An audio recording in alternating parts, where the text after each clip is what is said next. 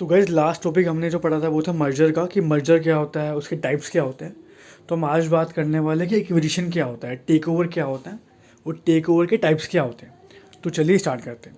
कहीं जैसे नाम से ही डिफाइन है टेक ओवर। टेक ओवर का मतलब क्या होता है, जब एक कंपनी एक बिजनेस परचेज करता है दूसरी कंपनी या बिजनेस को, उसको बोलती है टेक ओवर। लाइक हमने मर्जर में क्या पढ़ा था कि A+B क्या होता है, वो C होता है। यहाँ पे एक कंपनी हो गई या दूसरी कंपनी हो गई, दोनों मिलके तीसरी कंपनी बनाती है जो कि बिल्कुल नई कंपनी बनती है।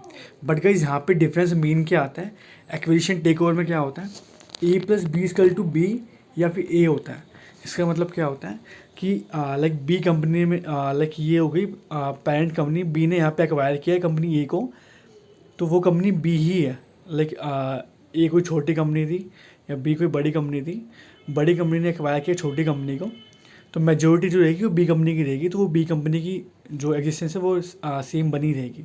बट वहाँ पे क्या था कि नई कंपनी बन गई थी मर्जर के अंदर, बट यहाँ पे क्या जो पुरानी कंपनी थी वो की वही कंपनी रनिंग में रहेगी।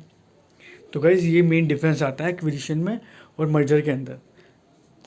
इसके बाद इसके टाइप्स जो आते हैं वो आते हैं। हॉरिजॉन्टल एक्विजिशन क्या होता है, हॉरिजॉन्टल एक्विजिशन में क्या होता है कि जब एक्विजिशन होता है सेम कंपनीज के ऊपर, जब दो कंपनी जो है सेम वर्क करती है और वो एक कंपनी दूसरे को एक्वायर करती है, तो उसको बोलते हैं हॉरिजॉन्टल एक्विजिशन, जो कि सेम टाइप की वर्किंग में होता है, सेम उसमें होता है।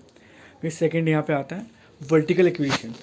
वर्टिकल एक्विजिशन क्या होता है, जब एक कंपनी एक्वायर करती है वर्टिकली, लाइक वो अपने डाउनवर्ड या फिर अपवर्ड, लाइक जैसे हमने मर्जर में पढ़ा था, मर्जर में भी सेम चीज़ें थी, वर्टिकल था हॉरिजॉन्टल था, यहाँ भी सेम चीज़ें आती हैं कि जब आइदर वो सप्लायर हो गया या फिर आपका डिस्ट्रीब्यूटर हो गया, हम यहाँ पे हो गए प्रोड्यूसर, हम यहाँ पे प्रोड्यूस कर रहे हैं, उसके बाद हो गया ऊपर सप्लायर हो गया, उसके बाद डिस्ट्रीब्यूटर हो गया, तो वर्टिकली जो होता है वो यहाँ पे एक्वायर कर लेते हैं।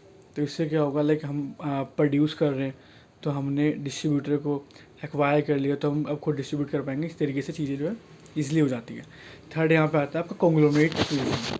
इसका मतलब क्या होता है, जब जो कंपनी है एक्वायर करती है डिफरेंट काइंड ऑफ बिजनेस को, जो रिलेटेड नहीं होता है पहले वाली कंपनी के, जो हमारा एग्जिस्टिंग वर्क है, एग्जिस्टिंग हमारा जो काम है वो उसके रिलेटेड नहीं होता, तो उसको बोलता है कॉन्ग्लोमरेट एक्विजिशन।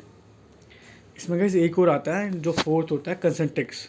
उसका मतलब क्या होता है, जब ऑलरेडी जो हम काम कर रहे हैं उसके रिलेटेड कंपनी होती है, उसके रिलेटेड बिजनेस को एक्वायर करते हैं, तो वो आपका आता है कंसंट्रिक्स। आई होप कि आपको सब समझ में आ गया होगा।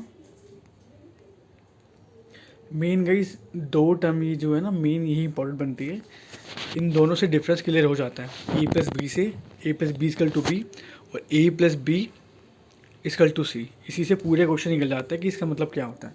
A+B=B यानी जो पहले वाली कंपनी है उसकी जो एग्जिस्टेंस है वो अभी भी यू की यू बनी हुई है, तो वो आपका हो जाएगा एक्विजिशन, कि इस कंपनी ने इसको एक्वायर कर लिया एक कंपनी को।